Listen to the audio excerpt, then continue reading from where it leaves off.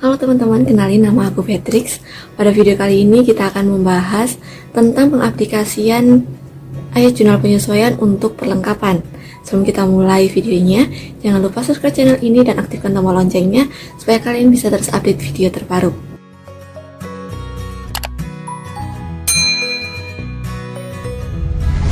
Penyesuaian untuk perlengkapan. Pada video sebelumnya, kita sudah dijelaskan bahwa penyesuaian perlengkapan sebenarnya masuk dalam subkategori beban dibayar di muka. Walaupun masuk dalam kategori beban dibayar di muka, namun perlakuan pada penyesuaian perlengkapan akan berbeda dari penyesuaian untuk asuransi, sewa, dan iklan yang sudah kita pelajari di video sebelumnya. Pada dasarnya, perlengkapan sebuah perusahaan akan berbeda-beda bergantung dengan sektor usahanya. Contoh paling umum dari perlengkapan adalah barang-barang alat tulis kantor seperti ballpoint, kertas, map, dan sebagainya. Perlengkapan seperti ini cenderung dibeli dalam jumlah besar pada sewaktu-waktu, sedangkan untuk penggunaannya hanya dilakukan sedikit demi sedikit ataupun jarang. Karena periode penggunaan yang seperti itulah, perusahaan cenderung untuk menunda pencatatannya. Bayangkan bila perusahaan menjurnal perlengkapan setiap hari. Mungkin dalam sehari kita hanya memakai 5 sampai dengan 10 lembar kertas HVS dari 1 lem kertas HVS. Atau kita hanya membutuhkan 1 sampai dengan 5 buah amplop dari 1 kotak amplop. Bila hal-hal kecil seperti ini terus dilakukan, tentu akan menghabiskan banyak waktu dan tidak akan efektif. Oleh karena itulah, perusahaan hanya mencatat pada saat dibeli dan melakukan penyesuaian atas pemakaian perlengkapan di akhir periode dengan cara menghitung stok fisiknya. Tapi hal ini bukan berarti selama mengambil perlengkapan kita tidak mencatatnya loh ya. Pada kenyataannya, kalau kita bekerja di perusahaan, ada berbagai macam praktek dari perlakuan kepada perlengkapan. Pada perusahaan yang berskala mikro dan kecil, memang perlengkapan tidak terlalu mendapatkan perhatian. Ada yang membeli kalau habis lalu langsung digunakan, atau ada juga yang membeli tetapi dilebihkan sedikit sebagai stok agar tidak bingung ketika membutuhkan. Jadi memang pada perusahaan mikro kecil, mereka cenderung untuk menghitung stok fisiknya secara langsung di akhir periode karena memang jumlahnya sedikit, dan untuk stok mutasi perlengkapan pun kadang ada yang membuat, kadang juga ada yang tidak. Namun pada perusahaan yang lebih besar, di mana perlengkapan banyak digunakan untuk mendukung pekerjaan dan sistem administrasinya sudah cukup baik, mereka akan cenderung memperlakukan perlengkapan seperti toko tersendiri di dalam perusahaan. Jadi secara administrasi, perlengkapan pun lebih detail. Kita ambil contoh perlengkapan berupa kertas HVS, karena paling tidak setiap perusahaan akan membutuhkan perlengkapan berupa kertas HVS. Kertas HVS ini bisa untuk kepentingan dokumen internal eksternal, surat menyurat internal eksternal, ataupun kepentingan yang lainnya. Nah, anggap saja perusahaannya besar, dan karena ada banyak bagian dari suatu perusahaan yang membutuhkan kertas HVS, maka untuk meminta kertas HVS ini, bagian yang membutuhkan akan meminta kepada bagian yang mengelola perlengkapan ini. Jadi ibarat toko, mereka yang membutuhkan harus membeli ke toko supaya mendapat barangnya kan? Tapi bedanya untuk mendapatkan HVS ini kita tidak memakai uang ya. Di sini yang berlaku kita memakai form atau administrasi yang dibutuhkan, entah berupa memo atau apalah itu, sesuai dengan SOP perusahaannya bagaimana. Jadi si pengelola ini memang punya tanggung jawab terhadap stok perlengkapan kantor, sehingga dia seolah-olah bertindak sebagai pemilik toko. Mulai dari order kalau perlengkapan mau habis, lalu mencatat pemakaiannya hingga nanti setiap akhir periode, biasanya setiap bulan, pengelola ini akan menyerahkan laporan mutasi stok perlengkapan ke bagian akuntansi, agar bisa dilakukan input penyesuaian atas pemakaian perlengkapan. Lain ceritanya kalau perusahaan yang sudah besar dan didukung dengan software yang terintegrasi. Jadi kalau misalnya contoh yang tadi, itu dilakukan oleh semi manual ya, jadi mungkin menggunakan software tapi belum terintegrasi dengan berbagai macam bagian di dalam perusahaan. Kalau misalnya perusahaannya besar dan didukung oleh software yang terintegrasi, proses administrasinya secara umum sebenarnya sama, tapi karena adanya software yang terintegrasi antar bagian, jadi tugas ini pun semakin mudah.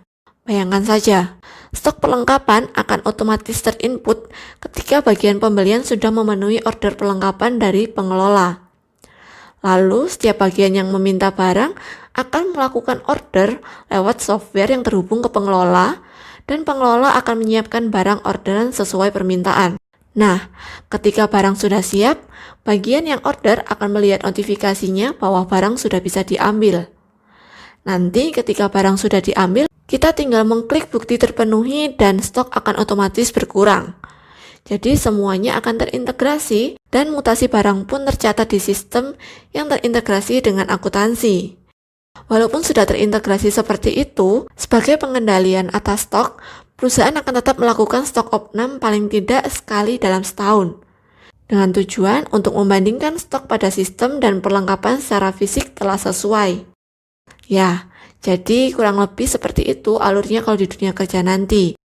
Tapi kalau misalnya kalian menanyakan bagaimana perlakuan perlengkapan setiap perusahaan, aku tidak tahu pastinya, karena setiap perusahaan memiliki kebijakan dan pertimbangan tersendiri yang tidak bisa disamaratakan seperti ilustrasi ini.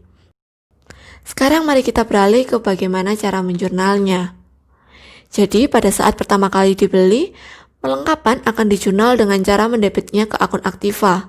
Dan ketika perhitungan fisik sudah dilakukan di akhir periode, jurnal yang kita buat untuk menyesuaikannya adalah dengan cara mendebit beban perlengkapan dan mengkreditkan perlengkapan sebesar beban periode berjalan. Beban periode berjalan ini adalah besar perlengkapan yang telah terpakai. Dengan begitu, perlengkapan kita akan menunjukkan nilai yang sebenarnya. Oke, sekarang mari kita coba aplikasikan ke contoh soal. Misalnya pada tanggal 31 Desember 2019, diketahui nilai perlengkapan tersisa sebesar 400.000. Sedangkan pada awal tahun diketahui nilai perlengkapannya sebesar 1 juta rupiah. Lalu bagaimana dengan jurnal penyesuaiannya?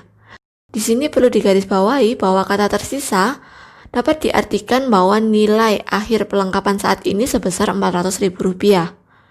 Berarti untuk mengetahui bebannya, kita bisa mencarinya dengan nilai perlengkapan awal dikurangi dengan nilai perlengkapan tersisa. Dalam kasus ini 1 juta dikurangi 400.000 rupiah sehingga bebannya 600.000 rupiah. Jadi jurnal penyesuaiannya adalah beban perlengkapan pada perlengkapan sebesar 600.000 rupiah. Sederhana dan cukup mudah bukan? Tapi tunggu dulu. Walaupun sekarang kita sudah lebih jelas secara konsep, tapi terkadang soal yang kita temui mengecoh. Terkadang bahasa yang digunakan pada soal akuntansi tidak selalu seperti ini. Mungkin juga kalian akan menemui soal seperti ini. Pada tanggal 31 Desember 2019, diketahui nilai perlengkapan yang telah digunakan sebesar 400.000 rupiah.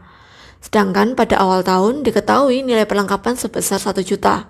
Maka jurnal penyesuaian yang kita buat adalah sepintas. Soal ini tampak sama, tapi kalau kalian cermati, hanya perbedaan satu kata konteks ini menjadi berbeda.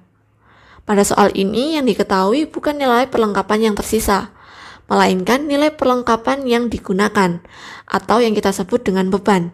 Terkadang hal inilah yang menjadi jebakan dalam berbagai soal akuntansi, dan terkadang pula kita tidak teliti dalam membaca soal. Bila kalian menemukan soal seperti ini, maka ini jauh lebih mudah, karena beban perlengkapan sudah diketahui.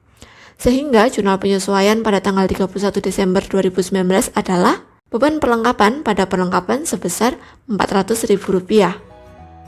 Sampai di sini sudah paham ya teman-teman. Jadi memang kuncinya kita harus lebih teliti dan jeli dalam mencermati kata-kata yang ada di dalam soal atau di dalam akuntansi, sehingga kita tidak melakukan kesalahan ketika menjurnal. Jangan lupa like kalau misalnya kalian suka video ini. Dan kalau misalnya ada pertanyaan atau masukan, silahkan tulis di kolom komentar. Terima kasih sudah menonton, sampai jumpa di video berikutnya. Bye-bye.